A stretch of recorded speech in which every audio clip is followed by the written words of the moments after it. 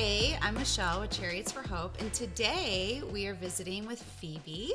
Hello, Phoebe. Well, hi. So this is the first Chariots for Hope Under the Hood.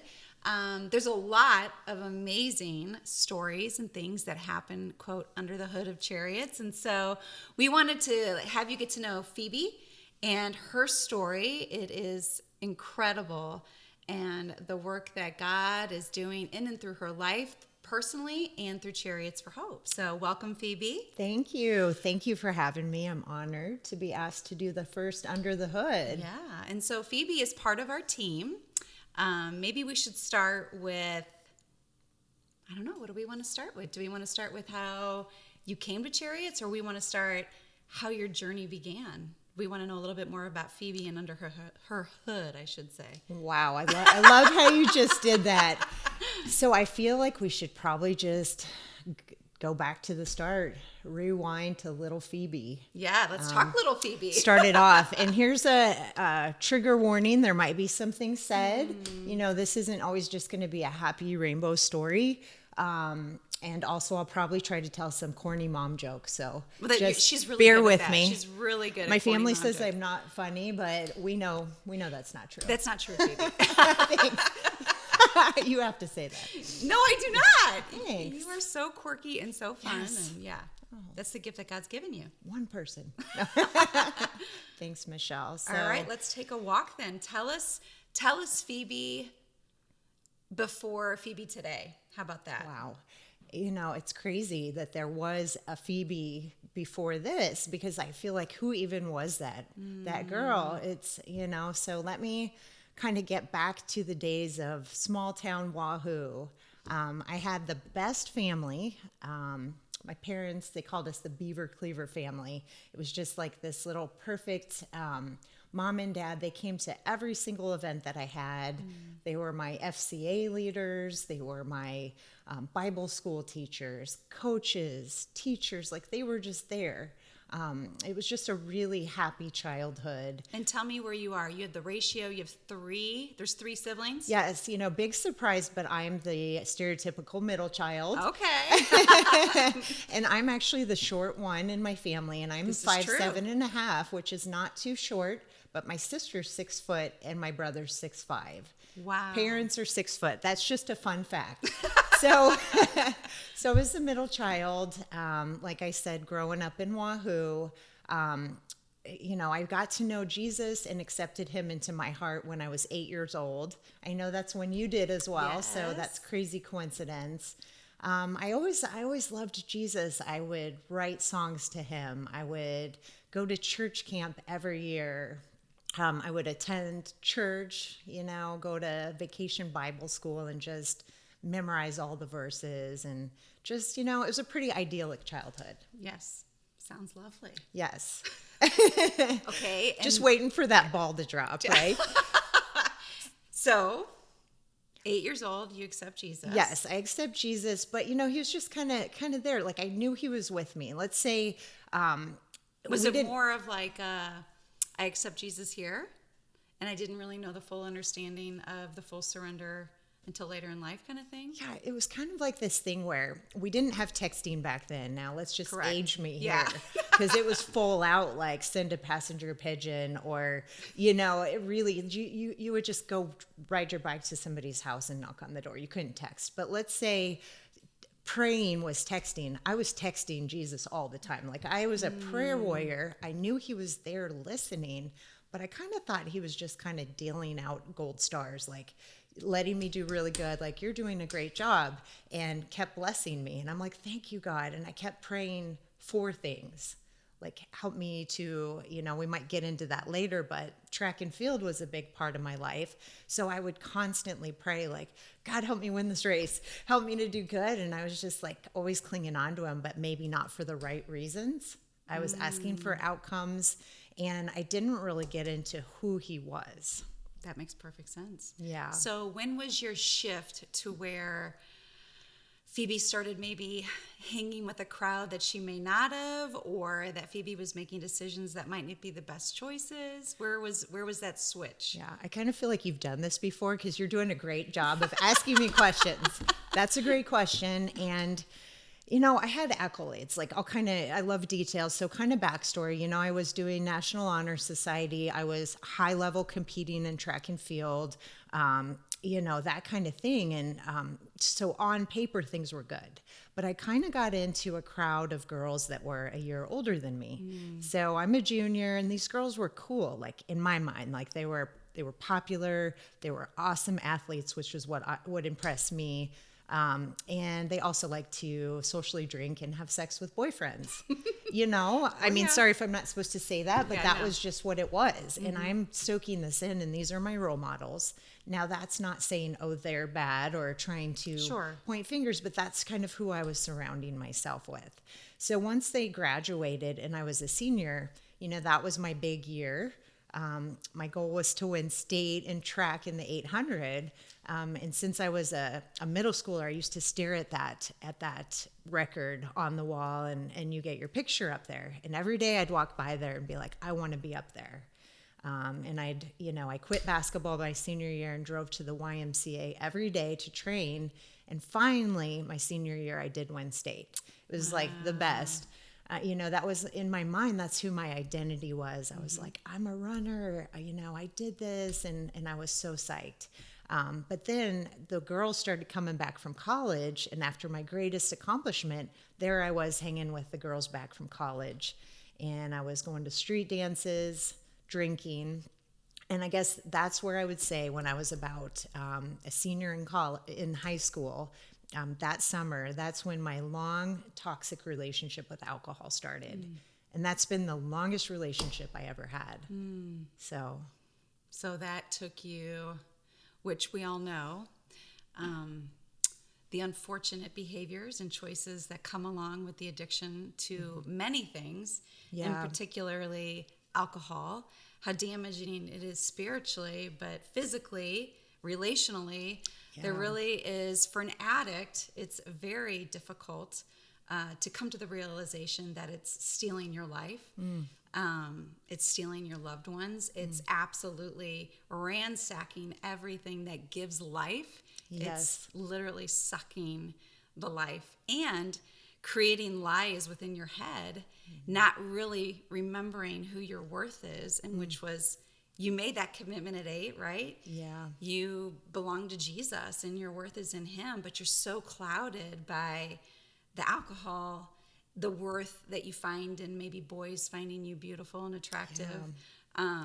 So here you are, you're in the thick of your addiction.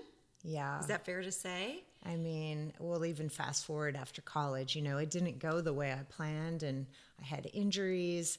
I was drinking. I just wasn't this fine-tuned athlete, and I was making all the wrong choices. So once that identity that I had in performance and in track was gone, and I felt like this huge disappointment to my family, I went off on a tangent. And I just was drinking pretty much daily in my 20s. Finding, I had relationships. Like, that's what I discovered. I hadn't had any serious relationships till my 20s. And I got into some doozies. I won't even go there, but that was part of it too. And I found people that I thought my family's not going to accept me. God's not going to accept me right now because I am so unclean. Like, this is just, I knew I was doing wrong. Just veiled in sin, and I thought these are the only people that are going to accept me. Yeah. And in that, you were still blessed by a relationship that brought you your amazing son, right? So there was a time in your life that you were a single mom. He's a blessing to your family, and of course, you had to walk through that season in your life, but even in the midst of that storm, out came this beautiful young man, right? So I don't know if you want to touch a little bit on that piece, or if you want to go more into getting to the pinnacle of where your addiction brought you. Right. Well, we can do a slow build up, I guess. I mean, Luke is a huge, huge part of it, obviously. I mean, I was so heavy in this lifestyle, and drugs had got in there. Not just the alcohol. I had no self-worth. I was also in some legal trouble back then.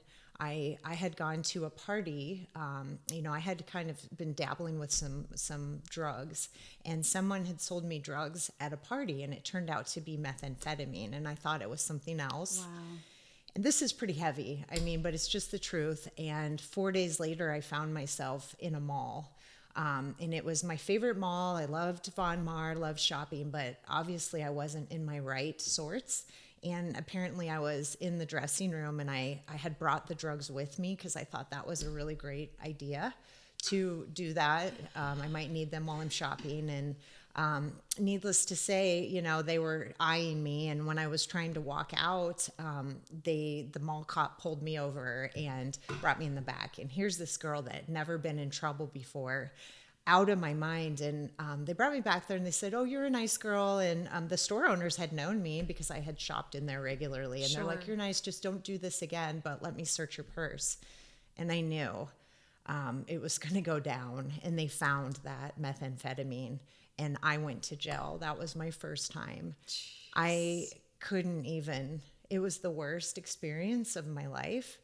I didn't know what I was going to do after that. And so really, this is about to get pretty dark, but I have to say it so you know where I was at, to know how amazing it is to be where I'm at now. Absolutely. And I debated whether or not to say it because it's crazy. No, it's almost like I'm reading a novel out loud, but it's actually me. Mm-hmm. So, that was the most shameful thing. And after that, I still didn't change my life, but I hid that as a dirty secret. And I had a court date that was set. I spent 3 days in there, and I knew there was this dark cloud looming, and I had obligations, but I didn't do any of them. I just kept going on and told no one. So one night I just decided to end it. I wanted to kill myself because I thought, I can't take this. I can't go to jail. I was there. I don't belong there. And I can't change my life. I cannot. I'm here. This is me. And this is the worst. I hate myself. So I actually went to a store to buy some antifreeze, and I couldn't afford it because I had no job, I had no money, and I actually couldn't afford it. So I was trying to bargain shop and buy the cheaper kind, and I got it. And I had my roommate at the time. It was a male roommate, and he was an old friend from Wahoo, and he let me borrow his car. Well, I didn't have enough money for gas, and I ran out of gas right there, and I had to just carry the antifreeze back to the apartment. And there I was, and I literally just cried. I cried and I prayed because I knew that was it, and I talked to God. I said, "God, I'm just so sorry that I've let you down, and that I've let, and this was not how I thought it would end." And it was so scary, but I was ready. I said, "God, I asked you into my heart to be my savior. I know I'm going to be with you, God." And I wrote a letter, and I knew my roommate was mad at me, but I wrote a note and said, "Sorry, your car ran out of gas." And I knew he'd forgive me for that because he would feel bad. And I drank that antifreeze. And I don't even know if I've told you this before. It's pretty, I did, and nothing happened. And I drank that whole glass, and I was like, oh my dear Jesus, I said, and I knew I wasn't supposed to die. And so I stopped. I went to Wahoo after that with my parents. I left my life in Omaha, and I found out when I was home in Wahoo that I was pregnant with Luke. Wow. You see where I'm going with this? Wow. So he's a miracle. For real. And I just can't believe I just said this on my first podcast. I think you gave me true serum. No, I think that for me, the key to sharing our story, our testimony, is the vulnerability piece. Look what Christ has done. Look what God has brought you out of, literally the depths of hell. It's a slimy, slimy pit. And I so am grateful for your vulnerability, because it just goes to show you that there's so much power when it's his story and he had such major purpose. I mean, Phoebe, look where you are today. Like, you can't even, we say it. What do we say? You can't make this stuff up. You can't make it up. I need to give you a hug because I see your face. Oh my goodness. Well, I appreciate your vulnerability. I did not know that piece. And I also can relate to you because I've been there. So addiction just takes you to dark spaces, and the enemy will convince you that you're not worthy, you're not worth being here. God doesn't, you shouldn't be here, to take yourself out, all those horrible things that you think of. But the thing is that when I say it, it doesn't make me sad or shameful right here, right now. Now, it used to. Like, I had so many layers, but now when I say I shouldn't be alive, I mean that. And you see that. Yeah. And so now here today, I can look at you. And yes, there was many bumps in the road after that. Like, I'm married now. I have a husband that we've been together for 12 years. And 10 years married. We have a daughter, Ella. She's 10, and we've been through it, But I was talking earlier before the podcast that the definition of insanity is doing the same thing but expecting the same result. Well, I thought, I'm not, in a mall trying meth, and I'm not doing this and that. Right. I can still drink. And even though it was like I said, it was my longest relationship, and that was the one thing that's been the hardest to let go of. So I held on to that up until 4 years ago, which I don't know. What happened was I got a job at Lutheran Family Services, and they really needed someone in that spot. And it was a complete God thing because everything is. Yeah. And there was a friend of a friend that knew I had issues in the past, some challenges, and said, hey, you'd be perfect for this role. Come on, I'll train you, and then I'm going to go out. I'm going to start my own organization. Let's train you real quick and stuff. I'm like, okay, I don't know if I can do this job. Well, they hired me.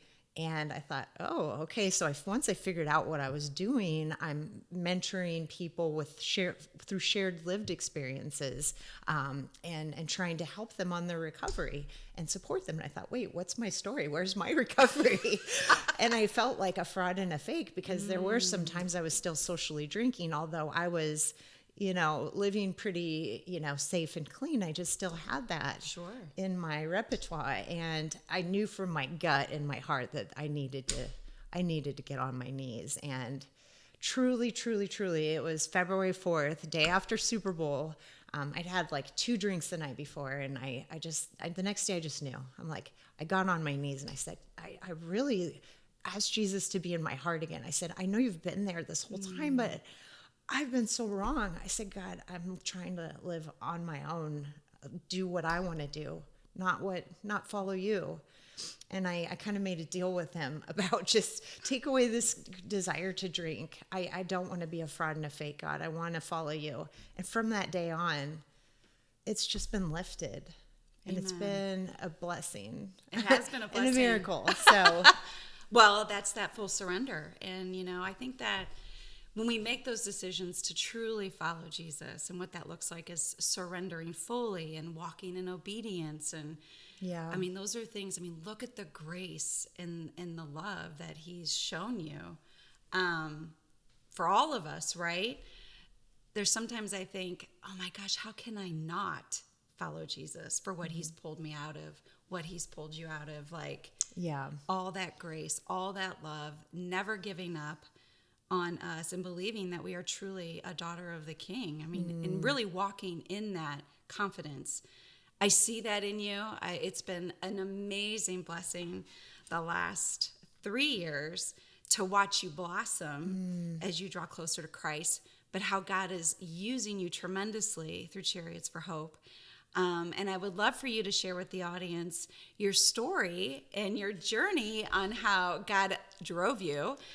Here we go again. No pun intended, but yes, pun intended. It is definitely a divine intersection, how Phoebe got to Chariots for Hope. And I know she'll share this, and it's a great part of her story. We're just honored as far as the Chariots team to how God has brought her to us and how she's being used both here in Omaha and Lincoln. So go ahead and tell them that. Well, thank you. I guess that I kind of led it in with my job at Lutheran Family Services. It was a wonderful job, great team to work with, and I wasn't looking around for anything. And then this application that was paper at the time, which we've progressed a lot come a since long then. way, yeah. Don't judge us. And it was this woman that wanted to be referred to this program, which I don't know who Chariots is. She says, I want a car, just finish this application for me. So sure, I go ahead and I start working with Chariots for Hope. And sure enough, a few months later, she gets surprised one day and she gets a car.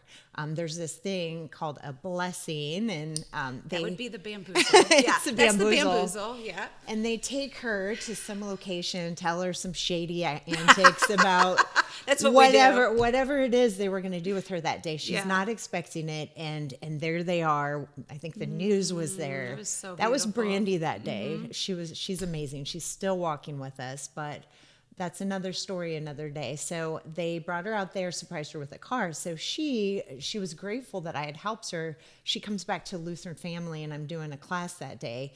And she comes in, she's like, "You got to come out and talk to me." And I thought, what kind the drama meter's going off? What's wrong? What's happening? So I thought, she's in trouble. I go outside with her. There's the Chariots team. And so there's her car. Yes. And that's when I first met you guys. You weren't there, but it was a couple other ones. And I'm not normally one of those, the grass is greener, looking at somebody else's things. But I looked at the team and I'm like, I wonder what it'd be like to do that. I truly did. And so that was an interesting just seed planted there. And months later, we went out on telehealth for COVID. Everybody knows about the whole, yes. Not to rain on the parade here, but that was a tough time. It was a tough time. And we got booted out of the office. They said, you're leave immediately and you're going to do telehealth. So I can just thrive on one-on-one, just in-person situations, and sitting in front of a computer for 8 hours was just mentally and physically exhausting. And I started kind of not feeling good about things right there. And I'm on the middle of a 40-hour Zoom. It was this class. Holy moly. I know, right? So feeling bad for me. And I'm just, making my way through it. And I knew the facilitator. And I get this message in my inbox on Messenger. And it's from Michelle Hurt from Chariots for Hope. And we weren't friends at the time on Facebook. And she's like, can you call me? Here's my number. I got to talk to you. I was like, what? What is that? And I had this weird instinct just to get down on my knees and pray. And I blacked my screen out and I'm trying to Zoom at the same time. Sorry about that. But I did. I prayed, and I don't know why I did. Now I know why I did. But yeah, and on the back end for Chariots, there was just at the time, there were 5 of us. And we would meet every Monday for a staff meeting. And we were looking for somebody in Lincoln to represent Chariots for Hope. And we talked about this Phoebe. And I'm like, if we could just find a Phoebe, that would be amazing. And I remember Jeff looked at us one day and he's like, well, why don't you call the Phoebe? And I'm like, excuse me, I'm going to step out and message her like right now. So I just love on the back end that we were talking about you for weeks. And that Jeff really awesome. Just sparred us to call the Phoebe. Aww. So yeah. So I had done about 4 referrals in the meantime. Correct. So we had come in contact, loved Chariots, loved what you guys did. And then you and Jason were supposed to take me to lunch just to talk. And then I'm in this place, we bamboozled Dino's, you. and out mills everybody on the team. I was like, they got me good. Who are these people? But since then, the rest is history. I said, God, open the door if this can happen, and slam it shut if it's not meant to be. And he flung every door open, and it's just been life-changing. Phoebe, share kind of where we are now as far as Chariots. You've been with Chariots for about 3 years, and for those who don't really know the mission of Chariots for Hope, I mean, hey, we are all things transportation barriers. And right now we're kind of talking Phoebe's story, and we're getting under the hood. Chariots for Hope, we say all the time, it's way beyond the car. And this is the way beyond the car piece. But this is what drives us. This is our heart. It's the stories of the people we serve. And Phoebe is now boots on the ground in Lincoln, and she is out there sharing the mission and getting people behind her to believe in what we're doing for Chariots for Hope, because yes, it's transportation barriers, but it's a platform that the Lord has given us to share the gospel in such a unique way. And so Phoebe, share with us a little bit what you're doing in Lincoln now. Yeah, well, I've had the unique experience to be able to do all things programs before this role. So I see how the seeds were being planted, and I was able just to be in the thick of it and see all these amazing stories and lives transformed. So not only do I just believe from my heart and soul in this mission, I've seen it. I've seen these lives changed, elevated, and people still walking with us today. And I more than ever want to share this mission and share the heart of Chariots so that we can just level up in Lincoln and help and impact more families. Yes. So we know a lot of people take transportation for granted. There's, so many people will say it's just a car. And I know you know this story, but we know that it's transforming for the lives that we're able to serve. And just all the components that go along with Chariots, building healthy community, teaching them about taking care of their car. But those are all the things that Phoebe got to walk through in the beginning. And now she's out doing more of the development piece and sharing, building relations with community partners, getting people to walk alongside us in Lincoln. So it's been awesome just hitting some of these networking meetings and meeting these great businesses and organizations and sharing about Chariots, because come to find, a lot of people don't even know we're there. So I've been blessed to be able to meet a lot of great people in Lincoln and see ways we can partner. Yes. Well, thank you for taking the time to hear Phoebe's heart today. This was our first Under the Hood. I'm digging it. She made me cry. Yeah. I don't know. I thought I knew everything about Phoebe. Holy buckets. Surprise. That's what we do. Surprise. Yeah. So anyway, thank you for taking time. Have an amazing day, and stay tuned for the next Under the Hood. Yes, thank you. Bye. Thanks for checking out the Chariots for Hope Under the Hood podcast. If you are inspired by this story and would like to know ways that you can make an impact in the lives of those trying to overcome transportation barriers, we can't encourage you enough to check out our website at chariotsforhope.org or follow us on social media for daily updates. Thanks again for listening, and God bless you.